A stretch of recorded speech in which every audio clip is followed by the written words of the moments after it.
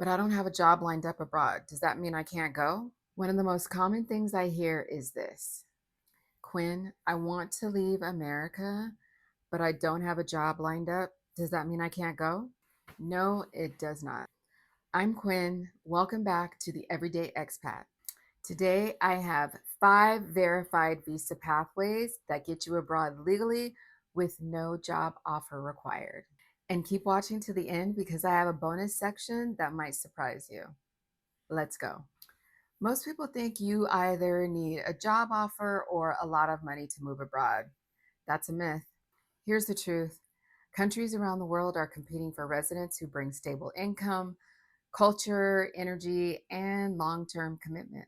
You don't need to work for them, you just need to be able to prove that you can survive without working for them. I have 5 pathways, all verified, no job required. Pathway 1 is a passive income visa. So if you have a pension, Social Security, rental income, or dividends, anything that comes in consistently without you actively working, you already qualify for residency abroad. Right now, today, real 2026 numbers. So for Ecuador, $482, the lowest residency income threshold in the world. The Jubilado retirement visa: if you receive Social Security, a pension, or any consistent monthly income, Ecuador qualifies. Panama, $1,000 a month from a pension.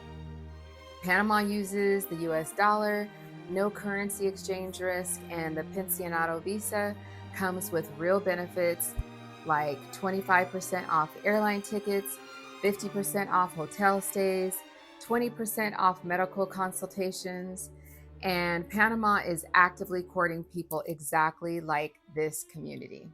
Okay, so next we have Portugal's D7 visa, and that is you need 920 euro a month, which is roughly $1,085 US dollars at current rates. And it is specifically designed for people living off passive income. So no remote work is required, no investment required. Okay, next we have Greece, their FIP visa. So you need 2,000 euro a month in passive income. This one is a higher threshold, but it is Greece. The Mediterranean, the history, the lifestyle. So the catch here with all of these is every single one of these countries wants 12 months of clean, consistent bank statements showing that your income arrives monthly. So not once, a pattern. So they want to see a pattern over 12 months. So start building that paper trail now, even if you're not moving for another year, because you literally need 12 months. So who are these visas for? These visas are best for anyone with a pension, Social Security, dividends, or any recurring monthly income that doesn't require active employment. So this is the most accessible pathway for people 50 and over on this channel. If you have a pension, you need to be researching this pathway specifically. Okay, so pathway 2, we have language study visas. So this pathway my daughter is going to be using to get to France. Did you know that France allows Americans to get a long stay visa specifically to study the French language? And that's done through a program called Alliance Française. And that is a network of language schools across France. So what you do is you enroll in a full year language course. So that enrollment becomes the legal basis for a long stay student visa. So there's no job offer required, no long-term investment. All you need is enrollment plus proof that you can support yourself while you stay in the country on this visa. My daughter is learning French right now at community college here in California. That is her foundation.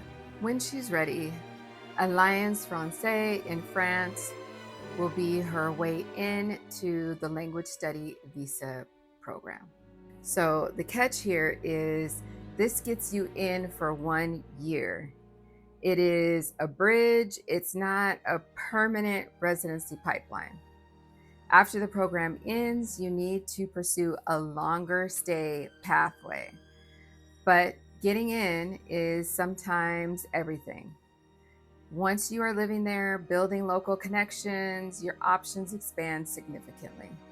The other thing to note here is that Germany, Spain, and Portugal all have similar language study-based pathways.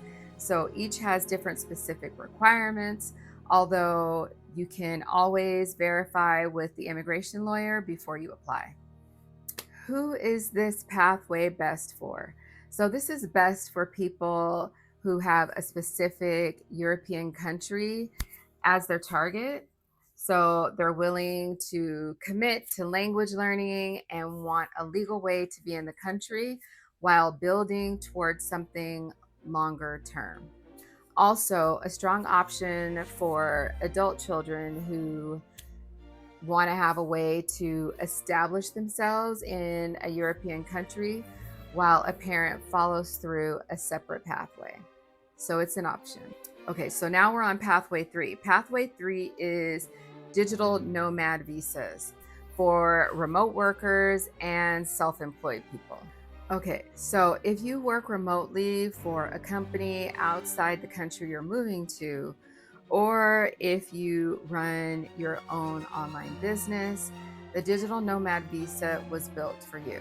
The best digital nomad visas, the best options that we have in 2026 are, the first one is Portugal. It's their D8 visa, and you need to have roughly $3,480 a month from remote or self-employed income. And it is designated specifically for remote workers. The next one is the Spain Digital Nomad Visa, and you need to have approximately 2,400 euro a month from remote income. This is one of the fastest growing visa categories in Europe right now. The next one is Colombia. So Colombia has one of the lowest thresholds globally for digital nomad visas. Medellin has one of the most active expat communities in Latin America. The next one is Greece. So their digital nomad visa comes with a 20% income tax reduction for 7 years as a specific incentive to choose Greece. All right, so let's take a look at what the catch is. So digital nomad visas are for people working for companies or clients outside of the country that they're living in. So you cannot take local employment. And here is what most creators don't tell you. You still have to file US taxes after you move. So being abroad does not eliminate your IRS tax obligations. So as an American citizen, you need to consult a tax professional before you take or make a move abroad. So don't go with what I'm saying. Do the research for yourself and just make sure that you check in with the IRS or a tax lawyer, someone that can help you understand what it is that you're going to have to do. Who is this visa pathway good for? So this is best for remote employees, freelancers, online business operators or owners, and content creators who can prove consistent monthly income from clients or employers outside their destination country. So pathway 4 is for freelancers or self-employed. That's the type of visa that this pathway is going to be talking about. So this is for business owners and entrepreneurs. So this type of business or this type of visa is for you if you own your own business, if you are a consultant or a coach, or you regularly do content creation, you maybe create digital products. Several countries have visa pathways specifically built for you. So the Netherlands has the DAFT treaty. So the Dutch American Friendship Treaty is what the DAFT is, DAFT. And it is a bilateral agreement between the United States and the Netherlands, specifically giving American entrepreneurs an accessible pathway to live and run businesses there. So almost nobody knows that this exists. I'm giving it to you here first. So the next one is the Germany Freelancer visa. So this visa is for freelancers in creative, media, tech, and professional fields. So you don't need a job offer. You just show your work, your clients as proof of income. Okay, so if you're interested in Portugal, Portugal has the D8 visa, and that allows self-employment under this framework. So what's the catch with these? The honest catch is you need to be genuinely self-employed with real clients and real documented income. These visas are not for people just starting out with nothing on paper. Okay, so you have to be an established business. You will need invoices, contracts, or bank statements showing any active operating business. So, who is this visa best for? It is best for established freelancers and business owners with documented income and a clear plan for continuing that work abroad. So, if you are building toward this, start documenting your business income now. The paper trail you build today is what qualifies you in 12 to 18 months. So, you have to pretty much on all of these, you have to have some time in if you have to show income, and it's usually at least 12 months. So the next pathway is pathway 5, and this is ancestry and heritage citizenships. So for this one, no visa is required. If you qualify, you become a citizen directly. So for this one, I want you to pay close attention to, because what I'm about to share is this. You may already be entitled to a second passport in another country, based entirely on where your family came from. Isn't that great? So there's no investment, there's no language test in most cases, there's no minimum residency, just the right ancestor and the right documents to prove it. So more than 50 countries worldwide offer some form of citizenship by descent. Here are the most verified and accessible options for Americans in 2026. So let's take a look at European ancestry. So the EU passport. If any of these apply to you, this is the most powerful pathway on this entire list, because EU citizenship means you can live and work in any of 27 European Union member states. So not just one country, in all of them. So it opens up vastly your options, okay? So we have Ireland. If one of your grandparents was born in Ireland, you likely qualify for Irish citizenship through the foreign birth registration process. So this pathway is also open to great-grandchildren and with additional documentation. So Ireland is a full EU membership country. Irish citizenship by inheritance. Your children, your grandchildren may also be entitled to it. So no investment required, no language test, just documentation. Okay, the next one is Germany. Germany offers citizenship by descent to people whose ancestors were German citizens, particularly those whose families fled Nazi persecution between 1933 and 1945. So Germany recently expanded its pathway. If your family came to America from Germany under those circumstances, Germany is actively trying to reconnect with you. So there's no investment required if you fit this situation. Next up is Poland. So Poland offers citizenship by descent to those who can trace lineage to ancestors born in Poland or its former territories. So well-established legal pathway, one of the most documented programs in Eastern Europe. So there's no investment required for this one either. Okay, so the next is Portugal. So various ancestor pathways exist here. So including a specific Sephardic Jewish heritage pathway for descendants of Portuguese Jews expelled centuries ago. So multiple routes depending on your specific ancestry. The next is Italy.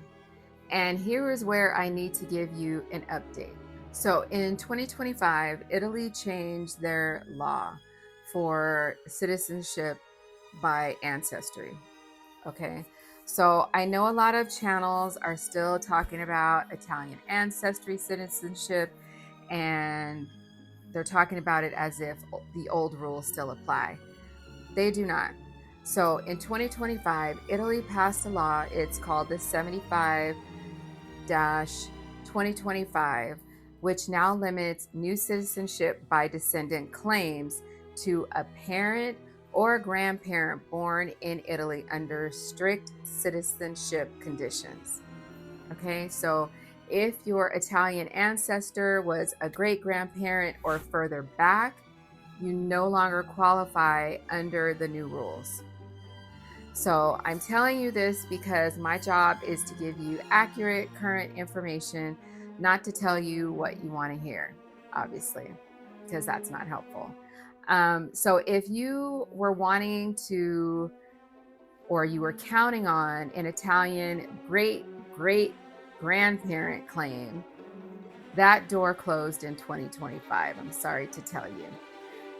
So I think the best thing to do would be to consult an Italian immigration lawyer to understand your specific situation under the new law. Also, if you have a parent or grandparent born in Italy who meets the conditions, the pathway is still real.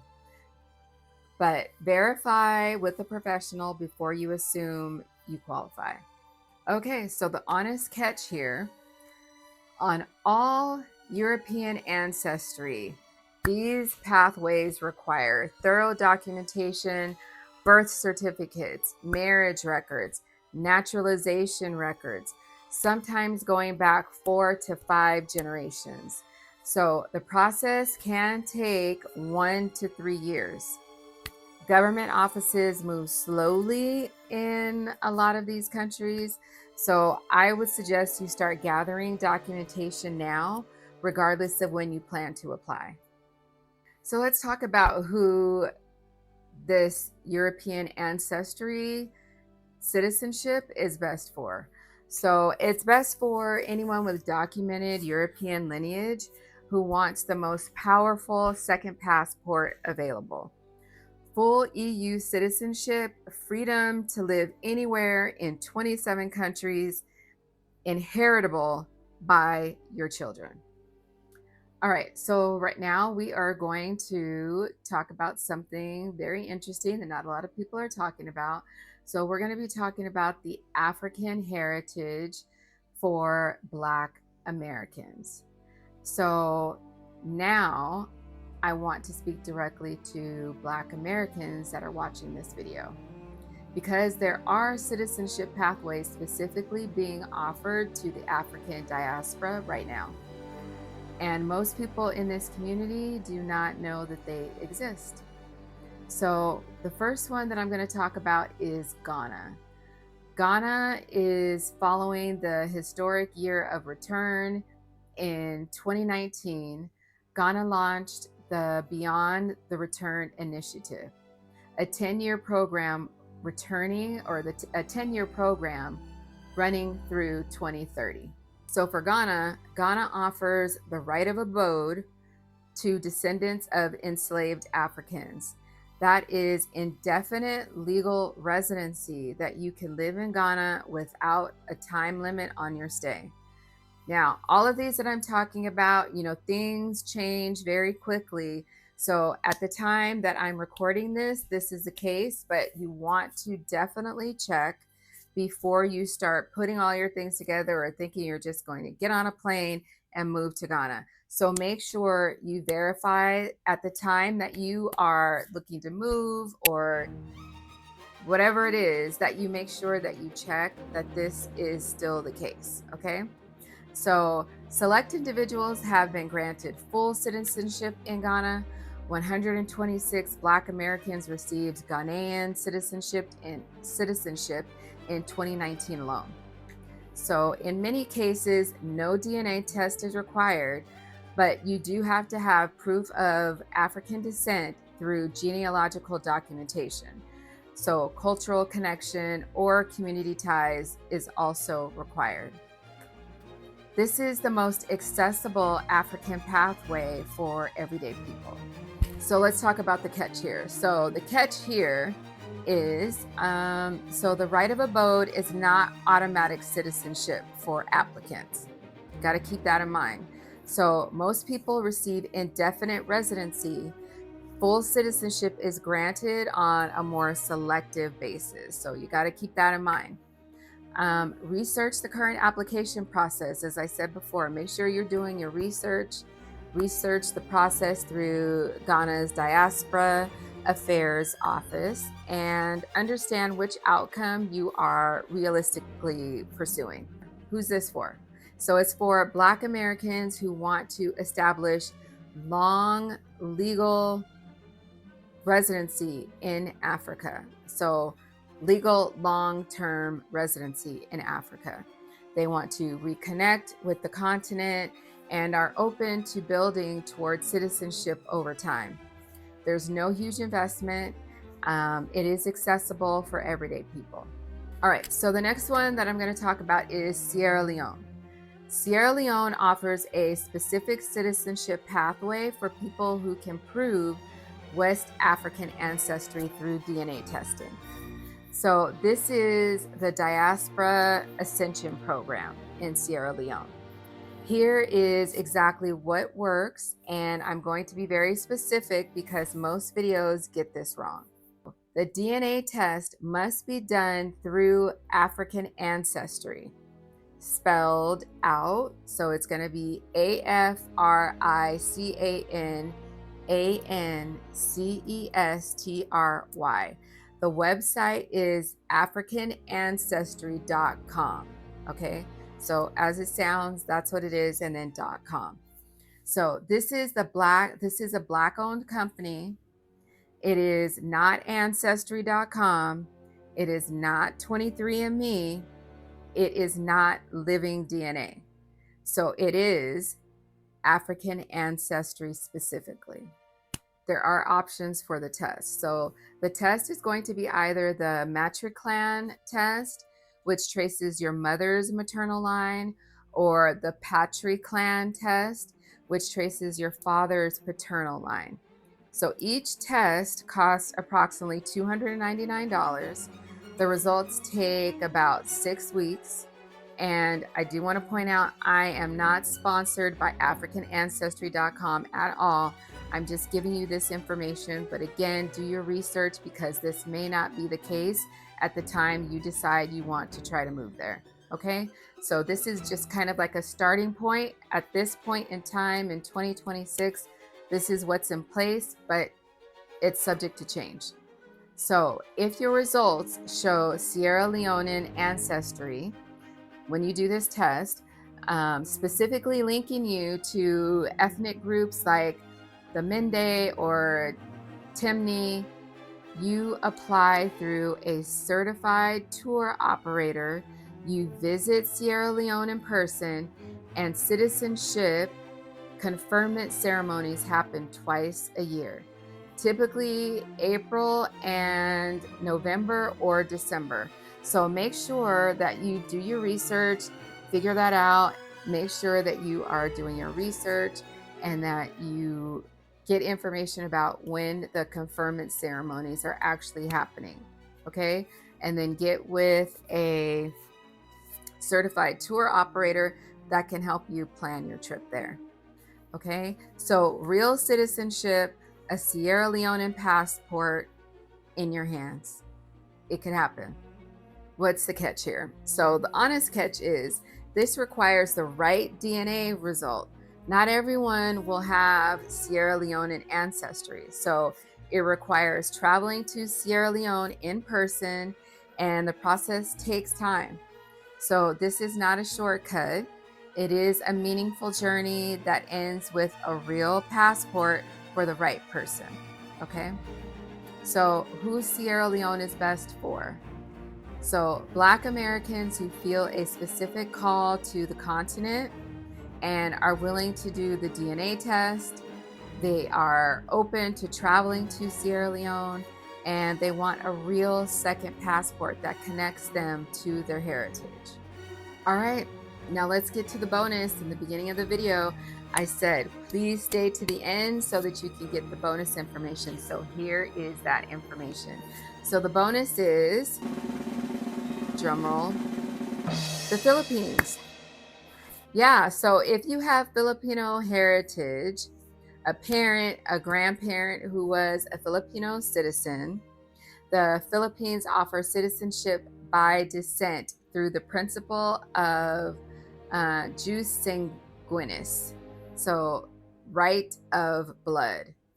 So if at least one of your parents was a Filipino citizen at the time of your birth, you may already be a Filipino citizen without even knowing it.